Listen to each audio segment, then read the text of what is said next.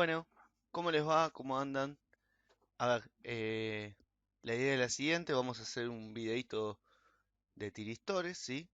Con los principios de funcionamiento, un poquito cómo es la estructura interna, cómo se usa un tiristor o un SSR, eh, para después seguir profundizando en los siguientes videos barra clases sobre los rectificadores controlados. ¿Está bien?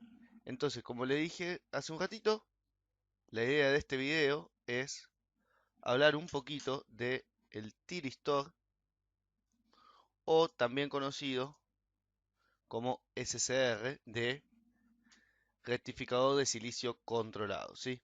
Por una de sus aplicaciones. Bien, lo primero que tenemos que saber es que el símbolo del tiristor es similar al símbolo de un diodo, pero tiene una tercera patita conocida como compuerta o gate. Tenemos obviamente un ánodo, tenemos un cátodo, y es similar a un diodo, decimos, porque su estructura interna no deja de ser distintas junturas formadas por semiconductores tipo N y tipo P. De hecho, el tristor es un diodo de 4 capas con un terminal de compuerta.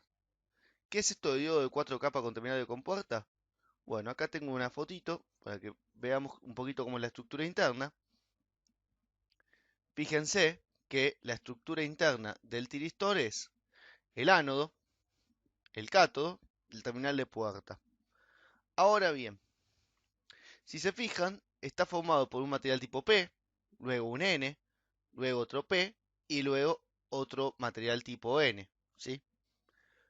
Con lo cual, si notamos, entre este material P y este material N, vamos a tener una juntura, ¿sí? Acá hay una juntura, acá hay otra juntura y acá hay otra juntura. Con lo cual, muchas veces también se lo puede decir que este dispositivo es un dispositivo de este tipo,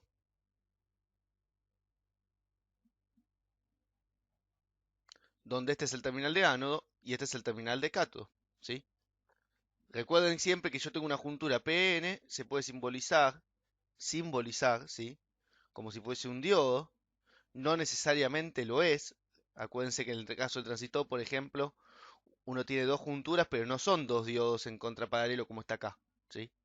Pero uno simboliza un diodo o una juntura PN con un diodo donde el ánodo es el material P y el cátodo es el material N.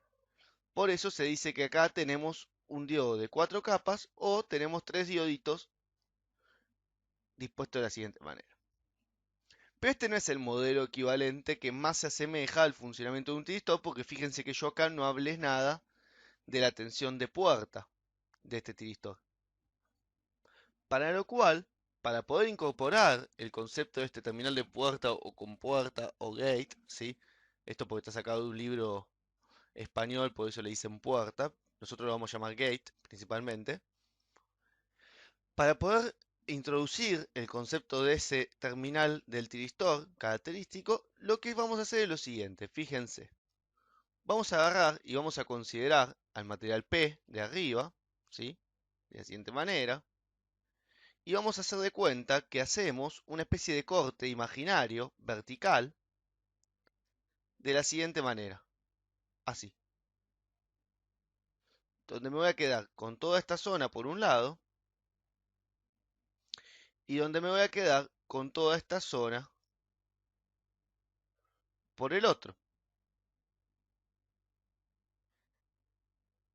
Es decir, que voy a tener, fíjense, un material P con un material N con un material P. Eso, si nosotros lo vemos, se asemeja a un transistor PNP. Y por el otro lado, el otro pedacito de N2, el otro pedacito de P1 y todo el material N1 forman un transistor del tipo NPN. Donde, si se fijan por un tema de superficie, ¿sí? Este material P, que está acá, que tiene una superficie muy grande comparado con el pedacito este y con este pedacito, va a estar más dopado, o sea, va a tener más concentración de lagunas en este caso, porque es un material P, por lo cual este va a formar nuestro emisor del transistor PNP. O sea que si yo lo dibujo, acá voy a tener un transistor PNP donde este va a ser el emisor, este va a ser el emisor, vamos a hacer coincidente con el color, este va a ser el emisor del PNP, esto va a ser la base del PNP y este va a ser el colector del PNP. Por el contrario, si se fijan, en este caso, el material N, que está pegadito al cátodo, tiene mayor superficie. Si tengo más superficie de material, tengo mayor cantidad de portadores, por más que estén concentrados de igual manera. Porque tengo mayor volumen de material. Entonces, este va a ser el que esté más dopado frente a este pedacito de material N. Con lo cual, este se va a considerar como el emisor del transistor NPN. Este va a ser la base porque es el material P. Y este va a ser el colector, que es el material menos dopado del tipo N, ¿sí? Por otro lado, fíjense que intrínsecamente la base del transistor PNP está conectada al colector del transistor NPN, o sea, lo comparten la base con el colector. Y por otro lado, también vemos que el colector del PNP comparte la conexión con la base del transistor NPN. Y a su vez, detalle no menor, en ellos está conectado el terminal de compuerta, terminal de gate, ¿sí? Y el emisor vemos que está conectado solito al cátodo, como el emisor del PNP está conectado solito al ánodo. Con lo cual, un modelo equivalente más semejante a lo que es el funcionamiento interno de un tristor y que nos va a permitir hacer un estudio más profundo de cómo se comporta un tristor, es el que vamos a presentar ahora. Fíjense, acá yo lo tengo ya diagramado. Vamos a hacer el esquemita acá arriba. Este sería el emisor formado por el material P2. Este sería la base formada por el material N1. Base 1, emisor 1. Vamos agregándole acá 1, 1, 1. El colector que va al terminal de gate con el material P1. Perdón, con el colector 1 con parte del material P1. Se conecta a la base del transistor 2, base 2. El colector del transistor 2 se conecta, porque está en la misma zona, con la base 1, fíjense, colector 2. Y el emisor del transistor 2, como bien dijimos antes, solo está conectado al cátodo, emisor 2. Con lo cual vemos claramente que esta representación estructural se condice con este diagrama esquemático de transistores, ¿sí? A aclarar un par de cositas acá. Hay que ponerle unas ciertas condiciones de contorno o condiciones de trabajo para este modelo equivalente de transistores. La primera condición es que el terminal de compuerta, el gate, solo es un terminal de entrada. El gate es solo terminal de entrada. ¿Cómo definimos esto matemáticamente? Bueno, vamos a decir que la corriente de gate IG siempre va a ser mayor o igual a 0. ¿Sí? Es decir, nunca va a salir corriente del gate. O sea, yo no voy a poder poner este terminal a masa, por ejemplo, y hacer que la corriente salga por ese terminal hacia la masa. Eso no va a ocurrir, ¿sí? ¿Por qué? Porque como está formado estructuralmente, esta es una estructura básica, pero faltan unos detalles respecto al terminal de compuerta, la forma en la que está armada el terminal de compuerta no me permite al menos en estos, en los SSR, no me permite sacar corriente por el gate. Yo solamente puedo insertar corriente por el gate. Bien, primera primicia a tener en cuenta. Bueno, habiendo aclarado estas condiciones de contorno, ¿sí? De que vamos a trabajar con un gate que solamente admite corriente de entrada, que no admite sacar corriente. Bueno, la idea ahora es empezar a ver qué es esto del tiristor, un poquito cómo funciona y para qué lo podemos llegar a utilizar. Bien, entonces vamos a hacer así, vamos a agregar una página nueva. Voy a volverme a llevar mi modelito equivalente y vamos a polarizar este circuito. Vamos a empezar primero viendo qué pasa cuando el tiristor, ¿sí?, está sin ninguna conexión en el gate, o sea, a gate abierto. Entonces, primero,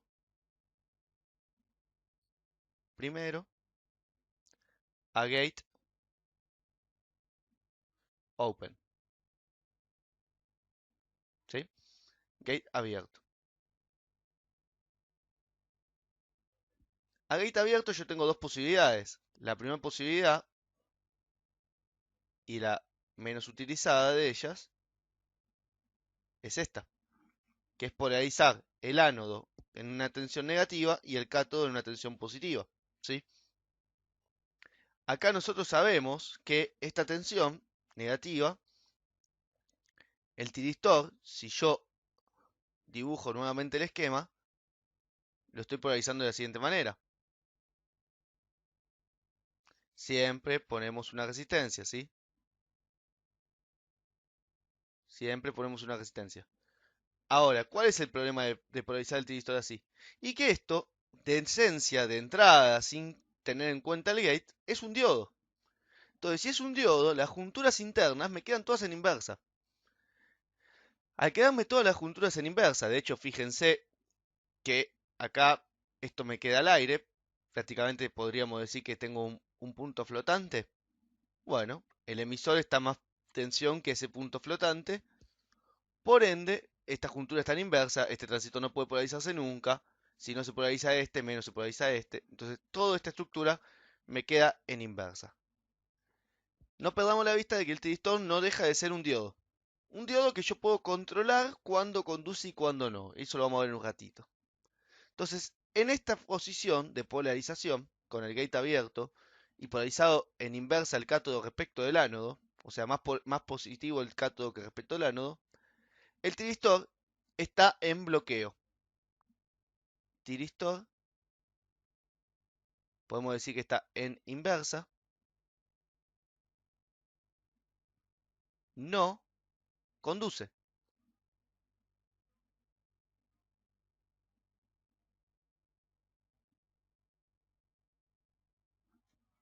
Tiristor en inversa no conduce, sin importar, y esto lo aclaramos ahora también, sin importar que haga yo en el gate. No importa, puede ser con el gate al aire, con el gate con una tensión constante, con el gate mandando pulsitos todo el tiempo, no me va a importar que pase. Porque la primera condición que tiene que ocurrir para que esto funcione es que el ánodo esté más positivo que el cátodo. Si no está polarizado en directa el ánodo y respecto del cátodo, este terminal es como que no existiese. No importa. Bien, perfecto. Entonces tenemos la primera polarización con el gate abierto y el ánodo y cátodo en inversa. Bueno, pero esta polarización no nos sirve de mucho más allá de saber que cuando el cátodo sea más positivo que el ánodo, el, el tiristor va a no conducir, va a quedar en inversa. Entonces, ¿qué pasa ahora si yo doy vuelta la batería? Bueno, vamos a polarizarlo ahora en directa. Lo polarizamos en directa y lo que vamos a obtener es lo siguiente. Fíjense. A priori uno diría que esto está polarizado en directa, ¿sí? O por lo menos que podría llegar a estar polarizado en directa. Como sabemos, si esto fuese un diodo, ¿sí? O sea, si nosotros consideramos esto un diodo, se tiene que cumplir una cierta condición para que estas junturas entren en polarización directa y conduzcan. Y esa condición es que hay que superar una cierta tensión. Bueno, acá ocurre algo muy parecido. En un tiristor, nosotros acá dentro de estos transistores lo que tenemos es lo siguiente. Un transistor bipolar tiene una pequeña corriente que se llama corriente de fuga, ¿sí?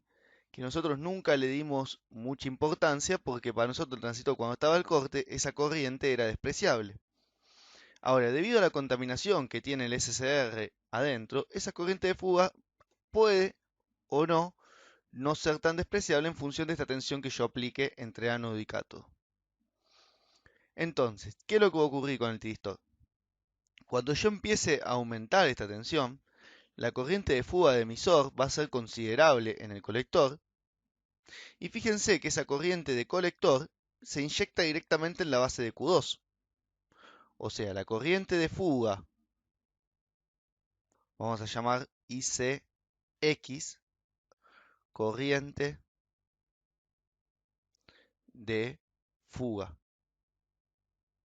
del TBJ. ¿Sí? En algunos libros se le llaman ICX, en otros libros o manuales lo llaman IC alfa. ¿Sí? Pero es una corriente de fuga. ¿Qué es una corriente de fuga? Una corriente muy pequeña, chiquitita, de portadores minoritarios, de hecho. Esta corriente suele ser, en el caso de un PNP, corriente de electrones, o sea, portadores minoritarios, que pueden llegar a generar una corriente interesante para este transistor Q2. ¿Por qué? Porque si bien esa corriente de colector es chica para ser una corriente de colector, por ahí, para una corriente de base, puede llegar a convertirse significativa como para que esta juntura entre en polarización. ¿Qué quiere decir esto? Fíjense, yo tengo una corriente ICX, ¿sí? ICX. ICX es importante aclarar que ICX es función de una tensión, ¿sí? O sea, ICX junto con una constante que hay adentro del transistor de fabricación, que ahora no importa bien cómo se llama, si tiene un nombre de beta o alfa, esa corriente en realidad es proporcional a la tensión que se le aplica a las junturas. Entonces, ¿qué es lo que va a ocurrir? Esa corriente de fuga, a medida que yo aumente la tensión B acá, conforme yo aumente B acá, esta corriente también va a aumentar. Y esa corriente ICX yo la voy a ver reflejada acá también. Recuerden que por el gate dijimos que no podía salir corriente, o sea que esta corriente viene todo para acá. Y B2. ICX también es la corriente de base 2. ¿Qué es lo que ocurre? Esa corriente de base 2 obviamente polariza este transistor, haciendo que aparezca una corriente IC1, IC2, perdón. ¿Sí? Esta sería ICX1. Esa corriente IC2 lo que hace es pedir corriente de la base del transistor 1, IB1. Es decir, fíjense, esta pequeña corriente de fuga inicial, que era chiquitita, a medida que yo aumenté B acá, siguió siendo chiquita, chiquita, chiquita, hasta que llegó un punto donde creció tanto que la corriente de base 2 fue la suficiente para que el transistor 2 polarice. ¿Qué es lo que ocurre en el momento en el que el transistor 2 entra en polarización, o sea, sale del modo corte? Bueno, lo primero que ocurre es que aparece una corriente de colector. Ahora, producto de que aparece esa corriente de colector, hay una corriente que sale por la base de Q1, por estar conectadas en serie, ¿sí? O sea, esta corriente de colector, ¿qué hace? Pide corriente de algún lado. ¿Y de dónde la saca? Lo saca de la base. Y la corriente de la base Q1, lo que va a hacer es que este transistor que estaba al corte con su corriente de fuga, ahora deje de estar al corte, pase a estar en modo activo y empieza a pedir corriente de colector. ¿Y de dónde la va a pedir la corriente de colector? Y la corriente de colector la va a pedir de la fuente. Y aparece lo que llamamos la corriente de ánodo del tiristor. Esta corriente de acá. Que obviamente va a terminar recirculando por el cátodo. Ahora, no perdamos de vista esto. Yo no hice nada con la terminal de compuerta. Lo único que hice fue elevar la tensión tanto que llegué a un valor donde la corriente de fuga me disparó este transistor. Este transistor empieza a pedir corriente de colector. Esa corriente de colector sale de la base. producto de que aumenta la corriente de base, esta corriente que era de fuga ahora se convierte en corriente de colector, que entra de acá. Y fíjense que esa corriente de colector lo que hace es aumentar la corriente de la base 2. Es como un bucle cerrado, si se fijan. Ese aumento de corriente de base 2 lo que va a terminar haciendo es que llegue un punto donde Q2 sature. Y acá aparece la BCE de saturación, producto de estas junturas internas. Ahora, cuando este sature, la corriente de colector va a ser la máxima posible. Y la máxima posible va a ser que Q1 también sature. BCE de saturación. En ese momento, en ese punto donde los dos transistores ya saturaron, esto es prácticamente instantáneo, quiero aclararlo, o sea, el tiempo que tarda en entrar en conducción este dispositivo es muy chico. En ese punto, fíjense que la tensión ánodo-cátodo cae abruptamente. O sea, la tensión ánodo-cátodo de un tiristor cuando está en directa tiene una tensión chica. Chica para lo que es un dispositivo de potencia, ¿sí? Acordémonos que estos dispositivos están pensados y están diseñados para trabajar en 311 volt, 110 volt de RMS, 380 en el caso de una trifásica. O sea, son dispositivos para tensiones grandes. Lo cual quiere decir que una tensión de conducción de este dispositivo puede rondar cerca de 1 volt tranquilamente. Como si fuese la tensión de saturación de un tip, que ustedes ya conocen y saben que tiene una caída cercana a 1 volt. En algunos casos hasta podemos llegar a tener una caída de 2 volt de saturación. Y ustedes me dirán, pero Leo, eso en un BC548 es un modo activo furioso. Y no, está bien. Pero un BC548, ¿qué corrientes maneja en el colector? Y un BC548 en el colector, más de 200 mA no le vas a pedir. ¿Por qué? Porque es un transistor de baja señal, es un transistor para señales débiles, para hacer amplificadores de audio, ¿sí? Para hacer una primera etapa, un clase A de audio. Entonces, en ese caso, sí, una vez de saturación en ese transistor de 2 volt, y es un desastre, no me sirve. Entonces, en ese caso, que tengo una tensión de saturación chica, 0,2. Pero acá estamos trabajando con potencia. Fíjense que si yo trabajo con 100 volt, un volt de caída es el 1% de la tensión nominal de trabajo. O sea que igual sigue siendo muy chica. Pero sepamos que la tensión B acá,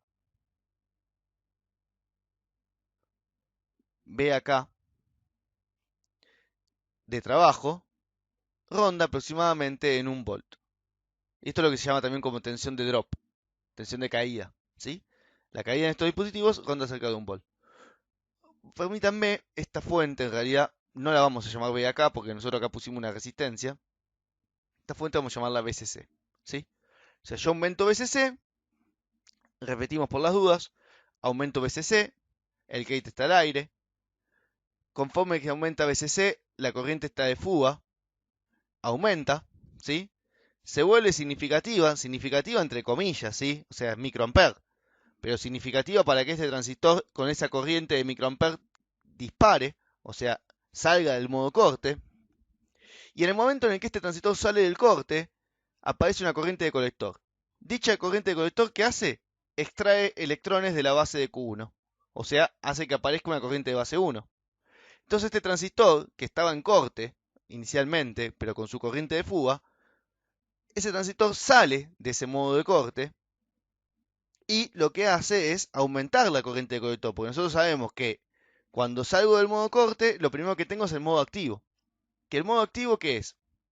La corriente de base multiplicada por HFE en el colector. O sea, HFE veces la corriente de base. Si esta corriente era 10 microamperes y el HFE es 100, ¿sí? Quiere decir que lo que yo tengo es 1 mili de corriente de colector. Con lo cual, la corriente de base crece ampliamente en este transistor, haciendo que aumente otra vez la corriente de colector 2. Producto de eso, aumenta la corriente de base y esto se vuelve un ciclo. ¿Hasta cuándo se vuelve ese ciclo de que siguen aumentando las corrientes? Hasta que este transistor satura y este transistor satura. En ese momento, la corriente que circula es la máxima fijada por la malla de este circuito. ¿Qué quiere decir? Si esto es BCC, Esto es la tensión B acá. La corriente que circula por el circuito será BCC menos B acá sobre R. Y esto es la corriente de ánodo. Es decir, como ya sabemos, como esto se comporta como transistores saturados, la corriente queda determinada por la malla de salida, o sea, por el circuito que se conecte como carga. En este caso la R. Bien, bueno, vamos a hacer así. Voy a cortar acá este primer video, ¿sí? Esto sería disparo por tensión de ánodo-cátodo de multiristor. El siguiente videito lo vamos a hacer de analizar qué pasa ahora cuando yo pongo una corriente en el gate, ¿sí? Porque hasta ahora lo hicimos todo con el gate al aire. De hecho, este es el comportamiento similar al de un diodo. Nada más que es de 4 capas, tiene 2 transistores adentro, pero hasta acá el comportamiento es similar, o sea, yo lo disparé por tensión entre ánodo y cátodo. Bueno, vamos a ver qué pasa cuando yo agrego una corriente o un pulso de disparo o una tensión en el gate, cómo logro yo mejorar este funcionamiento. Y vamos a ver también las curvas características de este dispositivo y hablar un poquito de algunos parámetros claves de esas curvas características. Pero cortamos acá si no se hacen videos súper largos y después tenemos un segundo instancia en el video siguiente. Bueno, les mando un abrazo grande, cuídense.